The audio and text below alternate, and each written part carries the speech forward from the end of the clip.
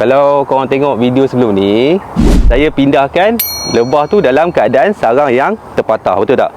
Root nest terpatah, honeycomb terpatah. Tapi kali ni kita nak buat tugas mudah sikit, di mana kita alihkan dalam keadaan sarang yang cantik. Tugasan ni lebih mudah lah berbanding video sebelum ni. So macam mana kita nak alih? Dia alih macam biasa je. Modal dia cable tie saja. Okey, so sekarang ni kita ikat dekat bahagian ni, betul tak? Lepas tu kita dah ikat belah kanan, kita ikat belah kiri saja. Simple je. Dia tak sesusah macam kita ikat sebelum ni. Nampak? Okey. Alright.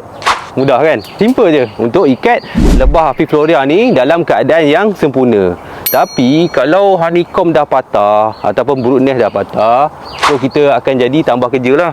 Kita kena ikat honeycomb dulu, lepas tu brood nest kita akan sambungkan. Sebab itu sebaiknya kalau kita nak pindah lebah Apiflorea ni, kalau boleh kita letak dalam kotak elok-elok. Kalau boleh, sekejap saya tunjuk Okey, macam saya untuk lebah Apiflorea ni, saya suka baringkan dia and then lapik kulit telur ni. Sebab kita nak elakkan daripada brood nest tu terhempap ataupun larva ataupun pupa.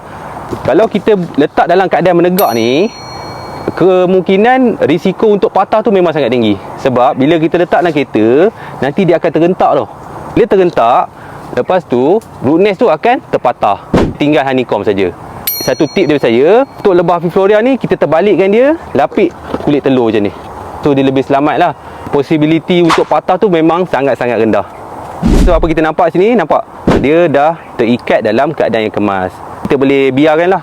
Nanti kemungkinan sama ada dia stay ataupun dia akan berpindah. Tapi kebiasaannya kalau saya ikat ni, ada juga yang stay sebulan, 2 bulan pun ada. Dan ada juga 2 hari atau sehari dah hilang dah. Itu pun ada. Okey, itu saja perkongsian dari saya. So ada apa-apa nak tanya, boleh tanya di komen. Okey, bye-bye. Jumpa lagi.